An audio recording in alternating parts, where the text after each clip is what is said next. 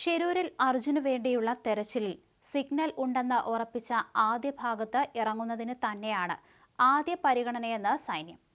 Sonar, radar, ഐബോർഡ് എന്നീ പരിശോധനകളിൽ കിട്ടിയ signal ലഭിച്ച സ്ഥലത്താകും പരിശോധന. ഈ 3 തരം പരിശോധനാ സംവിധാനങ്ങളിൽ ഉറപ്പിച്ച പോയിന്റാണിത്. പുതിയ പോയിന്റിന് പഴയ പോയിന്റുകളേക്കാൾ കൂടുതൽ സാധ്യത കൽപ്പിക്കാൻ കഴിയില്ലെന്നും സൈന്യം പറയുന്നുണ്ട്. അതേസമയം മണ്ണിടിച്ചിലിൽ കാണാതായ ലോറി ഡ്രൈവർ കോഴിക്കോട് കണ്ണാടിക്കൽ സ്വദേശി അർജുനെ കണ്ടെത്താനുള്ള തെരച്ചിൽ ഇന്ന് 11ാം ദിവസത്തിലേക്കാണ്.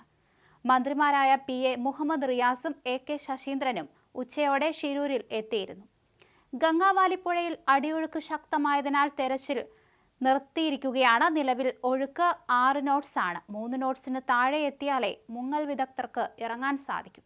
മണ്ണിടിച്ചിലുണ്ടായ ദേശീയപാത 66 ഭാഗികമായി തുറന്നു. വ്യാഴാഴ്ച രാത്രി വാഹനങ്ങൾ കടത്തിവിട്ടു. പകൽ രക്ഷാപ്രവർത്തനം നടക്കുമ്പോൾ വാഹനങ്ങൾ തടയും. ഉത്തര കന്നഡ ജില്ലയിൽ ഓറഞ്ച് അലർട്ടാണ്.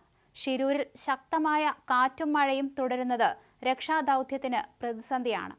സാഹചര്യം അനുകൂലമായാൽ പുഴയിലിറങ്ങി തിരച്ചിൽ നടത്തുമെന്ന് സൈന്യം അറിയിച്ചിട്ടുണ്ട്. അതേസമയം ലോറിക്കകത്ത് അർജുൻ ഉണ്ടോ എന്ന് സ്ഥിരീകരിക്കാൻ കഴിഞ്ഞിട്ടില്ല. ഇന്നലെ പകൽ തെർമൽ ഇമേജിംഗ് പരിശോധനയിൽ പുഴയ്ക്കടിയിലെ ലോറിക്കകത്ത് മനുഷ്യ ശരീരത്തിന്റെ സാന്നിധ്യം കണ്ടെത്താനായില്ല. ഡ്രോൺ അടക്കമുള്ളവ ഉപയോഗിച്ചുള്ള പരിശോധനകളിൽ അർജുന്റെ ലോറി അടക്കം 4 സ്പോട്ടുകളാണ് അധികൃതർ കണ്ടെത്തിയിട്ടുള്ളതെന്നാണ് വിവരം.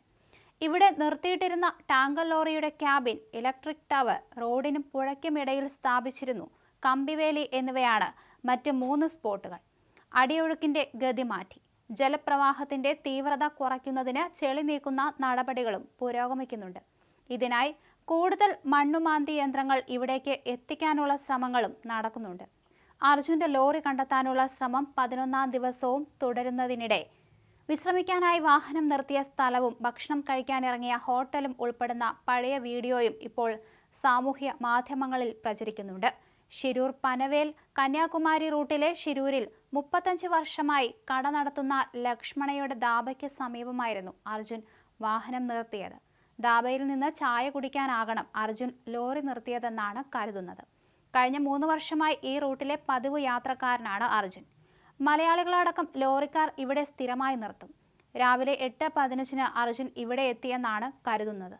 അപകട സ്ഥലത്തു നിന്നും ധാബ ഉടമ ലക്ഷ്മണ, ഭാര്യ ശാന്തി, മക്കൾ അവന്തിക, റോഷ്ന, ലക്ഷ്മണയുടെ സഹോദരി ഭർത്താവ് ജഗന്നാഥ എന്നിവരുടെ മൃതദേഹം പുഴയിൽ നിന്നാണ് കണ്ടെത്തിയത്. പിന്നാലെയാണ് ധാബയുടെയും ലക്ഷ്മണയുടെയും കുഞ്ഞുങ്ങളുടെയും വീഡിയോ സാമൂഹ്യ മാധ്യമങ്ങളിൽ പ്രചരിച്ചത്. മണ്ണെടുക്കും മുൻപുള്ള ഹോട്ടലിന്റെയും കുട്ടികളുടെയും ദൃശ്യങ്ങളാണ് ഇപ്പോൾ പ്രചരിക്കുന്നത്.